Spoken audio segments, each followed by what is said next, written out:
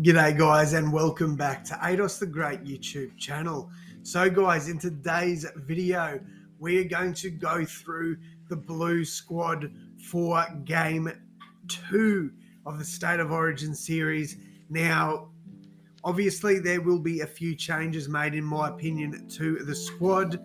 We're going to take Cleary out because he's probably going to be ruled out.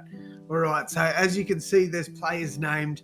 These are the players that I do not expect to see changed.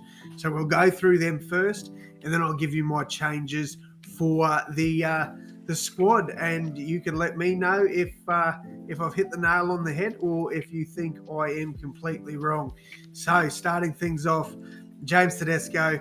Look, I understand the push for Dylan Edwards. I honestly do. Dylan Edwards is the informed fullback. Up there with players like Latrell and stuff like that. But honestly, you can't. As a Queenslander, I want you to drop James. I want you to drop James Tedesco because that would make me happy. Honestly, you guys, you're going into game 2 and you're going to play a debutant at fullback if you go with Dylan Edwards. I'll take that. You need experience. You need experience there, especially in these big games. If New South Wales were going to drop James, it should have been in game 1. It should have been in game 1. He needs to play out the series, and who knows, you guys might come back and win it. And then all those people that are bagging Tedesco out. Now, I hate the Roosters. I hate the Blues. I hate James Tedesco. That's basically, my thought process. I don't hate him. I think he's a great bloke and a really good player. But as a Rabbitohs fan and a Queenslander, I hate James Tedesco. But I'm all for you guys dropping him if you want to, because I think that works in our favour. So he's got to be there. Brian Tato and Josh ADDO-CARR, they pick themselves, to be honest. I don't see them getting dropped. I've got the centre spots open because there's a few options here. I've got the half spots open. Cleary would have been my halfback, but now with injury, he's more than likely going to be ruled out. Front row is open, so is the dummy half.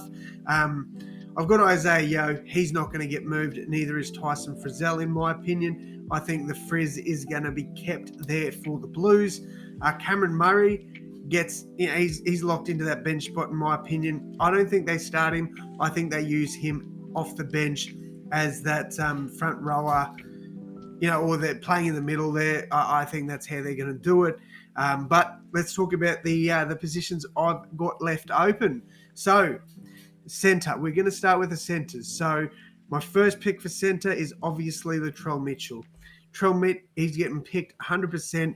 If his calf is right, he's going straight back in that team. There's no doubt in my mind about that. Now, the other centre.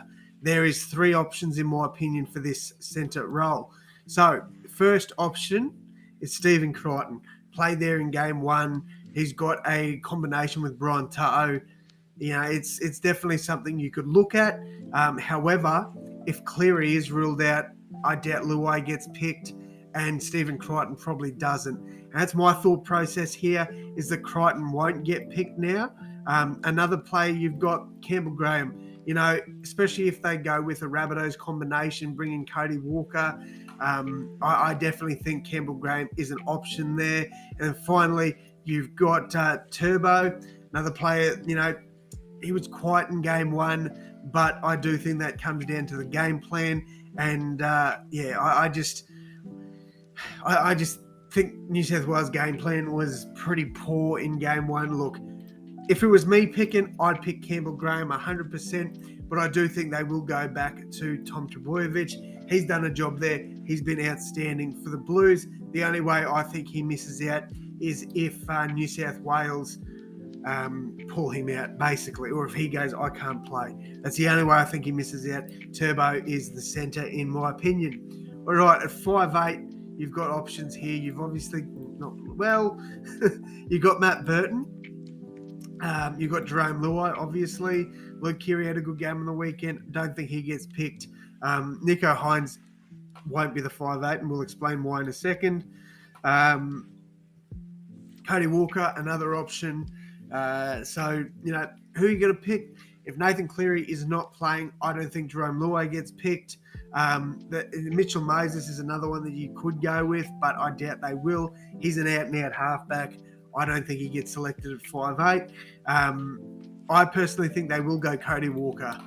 He is arguably the most informed 5'8" in the comp at the moment. I think they pick Cody Walker at 5'8", and at halfback, you've got options here as well. Obviously, Mitch Moses is an option. Adam Reynolds, he's played with Cody Walker before. He's definitely an option they could go with. Anybody else that comes to mind for me? Not really. Obviously, Nathan Cleary is an option too, but I think he will be ruled out. Hence the reason I'm picking Nicho Hynes. I think Nicho Hynes gets the call up here. I think he will be the halfback there for the Blues. I have no doubt in my mind about that. I think they go with Nicho Hynes. All right, in the forward pack, we've got... There's a few options here. Again, I don't think Regan Campbell-Gillard will be back, so we're not going to worry about him. There is one lock. Sorry, I apologise. Payne Haas is locked in. Locked and loaded, Payne Haas is good to go. Tavita Pangai Jr. played there in game one. He wants another call-up. I don't think it happens. You got the Saifidi boys that are definitely... if they got called up, I think they'd do a job. You've got Stefano Utoi-Kamanu. Another player was 19th man, definitely could get a call up and do a job there. But I am going to go with Junior Barlow. I don't know why they didn't start Barlow on the in the front row to begin with. I thought that was pretty stupid by the Blues. So I think Junior Barlow is the player that gets recalled to that front row. Dummy half. There's only two options here, in my opinion. While Cameron McInnes has been playing good, so has Reece Robson. I think Damien Cook gets the call-up for dummy half, especially if you've got that. You've got Damien Cook, you've got Cody Walker, you've got Latrell Mitchell, and Cameron Murray as well. I think if they're going to sort of sway away from the Panthers, with Nathan Cleary being ruled out, I think they go Damien Cook at dummy half. I'm very confident about that.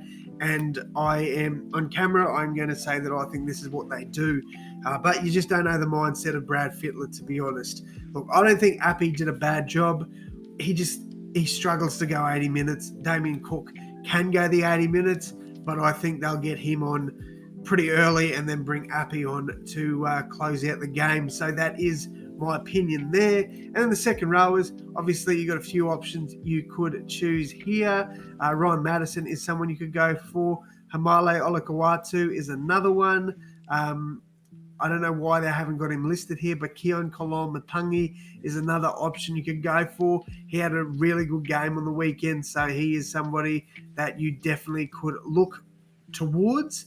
Other than that, look, there's not too many options outside of that. I think the player that gets named there is Liam Martin. Off the bench, he was phenomenal, but I think you've got to either start Martin or Murray, and I think they want to move Murray into sort of a middle player. So I think that, when Junior Barlow comes off, Muzza goes up to the front row, and you keep this back row. Definitely think Tyson Frizzell will probably get a break. I know he can play the 80, but I just think that they'll move their forwards around a little bit more. Liam Martin, it definitely has to make the second row, in my opinion. All right, the bench. So the first player, as I stated before, I think he will come off the bench, is Api Kurasau. You could go on Matt Burton in that utility role as well, which would be fine, especially if Turbo goes down. You could bring him straight in there. But I do think Appy is going to be given this number 14 jersey or the number 17. However they want to do it, he'll get the utility off the bench. That leaves two players here. Now, there's two players that we haven't named from game one in that forward pack, and that's Tavita Pangai Jr. and Hudson Young. I think one of them misses out. I do think they will name the other one there, though. So Hudson Young, I think, gets named on the bench. And I think, unfortunately, Tavita Pangai Jr. will miss out on this one. Now, the final player for me, there's several players you could look at. Like, obviously, if Regan Campbell-Gillard's good to go, he will be that spot, but I don't think he will be. I don't think they go with Angus Crichton. I really don't. If Jack DeBellin's all right, he's definitely deserves a shout. Same with Dale Finucane. Getting that old head in is definitely not a bad decision, but I don't think they go that way. Keon Kalamatangi is definitely another player that they could look towards. Same with Ryan Madison, even maybe a Cameron McInnes, but they've already got Appy, so I don't think they go in that direction. You've got the Saifidi boys, definitely options there.